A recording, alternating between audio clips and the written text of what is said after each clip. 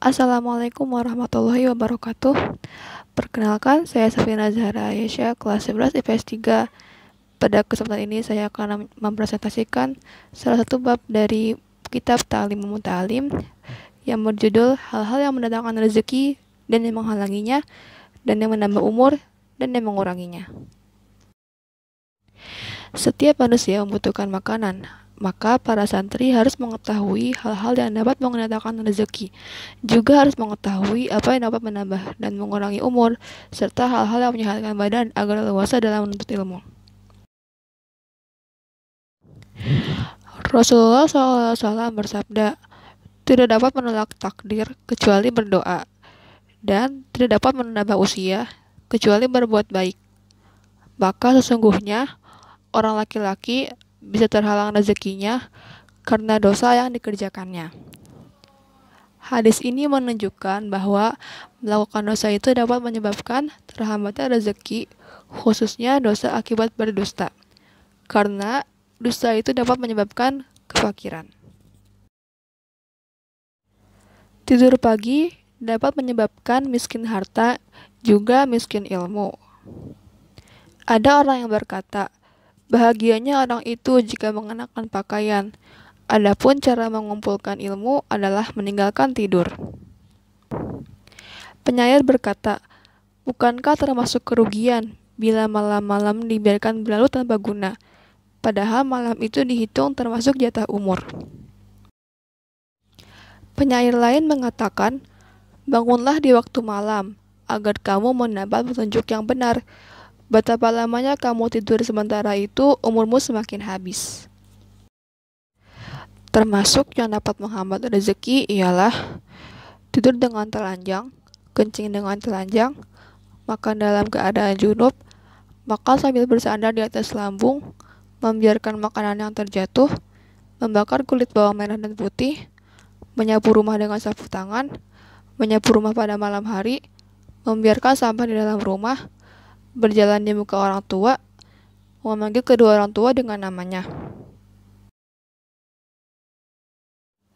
Selanjutnya, membersihkan makanan yang tersisa di celah-celah gigi dengan sembarang kayu, membersihkan tangan dengan debu, duduk di muka pintu, bersandar pada salah satu daun pintu, wudhu di tempat buang kotoran, menambal baju yang sedang dikenakan, mengeringkan wajah dengan baju, membiarkan rumah laba-laba di dalam rumah, dan menyepelekan sholat. Selanjutnya, tergesa-gesa keluar dari masjid setelah sholat subuh, terlalu pagi pergi ke pasar, terlambat pulang dari pasar, membeli roti dari pengemis, mendoakan buruk pada anak, tidak menutupi wadah, dan mematikan lampu dengan ditiup. Juga dapat menyebabkan kefakiran, antara lain menulis dengan pulpen yang diikat, menyisir rambut dengan sisir yang retak, tidak mau mendoakan kedua orang tua, mengenakan surban sambil duduk, mengenakan celana sambil berdiri, kikir, terlalu hemat, terlalu berlebihan, dan menunda atau meremehkan segala urusan. Rasulullah SAW bersabda, memohonlah kalian akan turunnya rezeki dengan bersedekah. Hal yang dapat mendatangkan rezeki diantaranya yaitu bangun pagi, tulisan yang indah, bermuka ceria, dan berbicara yang baik. Hasan bin Ali radhiyallahu anhu berkata, menyapu halaman dan mencuci pakaian bisa mendatangkan rezeki. Dan sebab paling kuat untuk mendatangkan rezeki adalah sholat dengan khusyuk dan memenuhi rukun-rukunnya, syarat-syaratnya, dan adabnya. Sholat duha juga dapat mendatangkan rezeki. Membaca surat Waqiah pada waktu malam, membaca surat Al-Mulk, surat Muzammil, surat Wal-Laili Idza Yaghsha, surat Al-Nasrah juga dapat mempermudah datangnya rezeki. Datang di masjid sebelum azan, terus-menerus dalam keadaan suci, melakukan sholat sunnah fajar dan witir di rumah juga dapat menambahkan rezeki. Setelah mengerjakan sholat witir, janganlah membicarakan masalah dunia, banyak bergaul dengan wanita kecuali ada hajat, membicarakan masalah-masalah yang tidak ada manfaatnya, baik untuk urusan agama maupun dunia. Ada yang berkata bahwa barang siapa yang sibuk mengerjakan sesuatu yang tidak berguna, maka dia kehilangan sesuatu yang berguna baginya. Di antara nama penambah rezeki ialah setiap hari setelah terbit fajar hingga datang waktu sholat membaca doa berikut. Subhanallahil azimi subhanallahi wa bihamdihi astaghfirullah wa atubu ilaih.